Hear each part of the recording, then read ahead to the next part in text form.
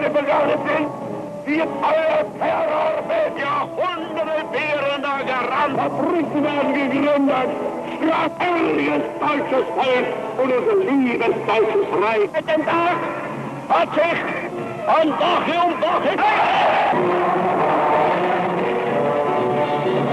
Blatantly ignoring the Versailles Treaty, he ordered military conscription to build up the Wehrmacht. To start with, they only had shovels, but they were well trained, and there was no more unemployment. Heavy industry turned out the implements of war. The industrialists were getting paid off for their support, and the shovels soon turned into rifles. Hitler was ready to make his first move, and the German people looked on approvingly.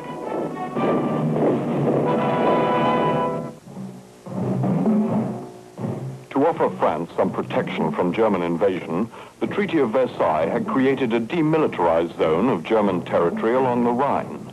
Now, Hitler determined to restore Germany's sovereignty. Only 2 hours after proposing a peace pact with Britain and France, he sent in troops to occupy the Rhineland. They were greeted with cheers and flowers by the German population. They had orders to withdraw should the French take countermeasures. The French did send some tanks to the border, but that was all. Hitler had gambled and won. Now he could afford to soothe Allied nerves. We have no territorial demands to make in Europe, he said. Germany will never break the peace. With that, he proceeded to fortify the Rhineland.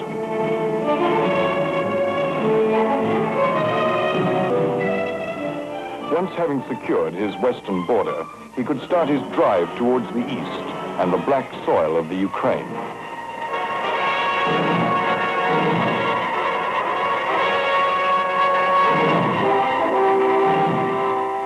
Munitions plants worked night and day, and the whole nation paid tribute to the god of war.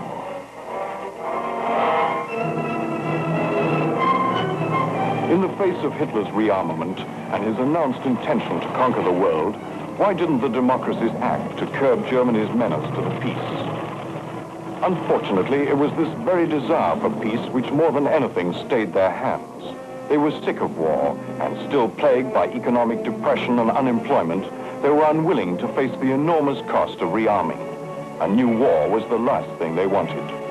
They had another fear. Lloyd George had said, "Germany is the bulwark against communism in Europe. If her defense breaks down, Europe will follow. Do not let us be in a hurry to condemn Germany." And so the dictators prospered and made friends with each other.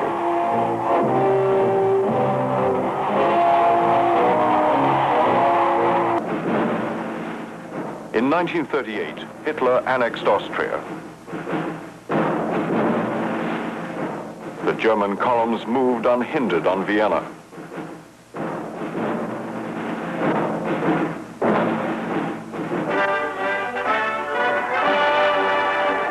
It has been estimated that probably half the Austrians regarded Anschluss with their strong neighbor as a blessing, at least to start with.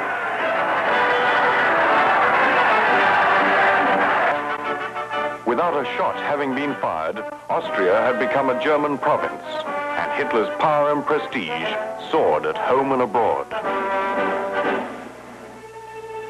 Now that he had Austria, Hitler's next victim, Czechoslovakia, was hemmed in on 3 sides. Over 3 million Germans populated a region of Czechoslovakia known as the Sudetenland. They were to provide the Führer with an excuse for his next act of aggression. The Nazi Party rallied at Nuremberg, and Hitler demanded Sudeten self-determination, which in effect meant its occupation by the Third Reich. British Prime Minister Neville Chamberlain flew to Germany, and Hitler told him, "This is the last territorial demand I have to make in Europe." To start with, Britain, France, and Russia had stood firm, but faced with Hitler's warlike threats, the British and French now backed down. At Munich, without bothering to consult the Russians or even the Czechs, whose country they were carving up, both Britain and France agreed to the Führer's terms. Deserted by their own allies, the Czechs were forced to acquiesce. Hitler and his cronies could afford to look pleased.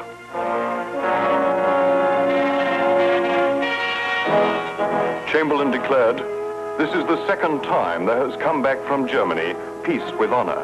I believe it is peace in our time." What was so honorable about selling one's ally to the Germans was not explained. And Winston Churchill remarked, "We have sustained a total and unmitigated defeat." On October the 1st, 1938, German armies marched into an unresisting Sudetenland. 4 months later, having completely duped Chamberlain, Hitler violated the Munich Agreement and took over the rest of Czechoslovakia.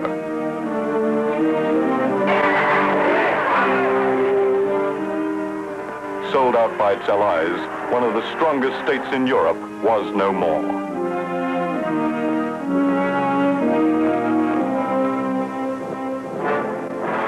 Austria, Czechoslovakia, Hungary reduced to a Nazi satellite.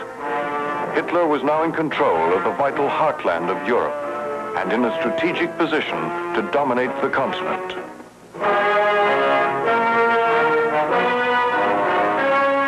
Russian offers to help stem the tide of German aggression having been ignored, the Soviets lost patience with the Allies and decided to protect themselves for as long as possible.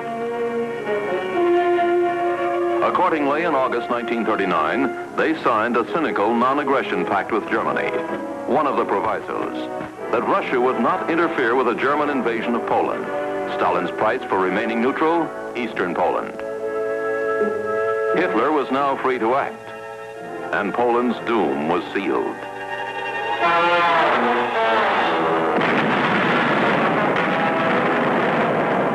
September 1st, 1939, the weather perfect for mechanized warfare, Hitler unleashed his blitzkrieg.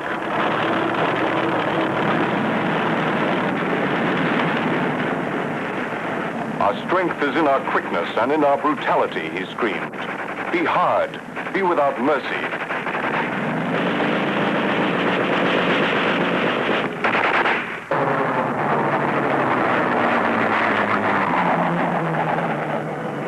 Having guaranteed Polish boundaries, Britain and France were now forced into war. They would soon pay heavily for their past mistakes, their fears, and their selfishness.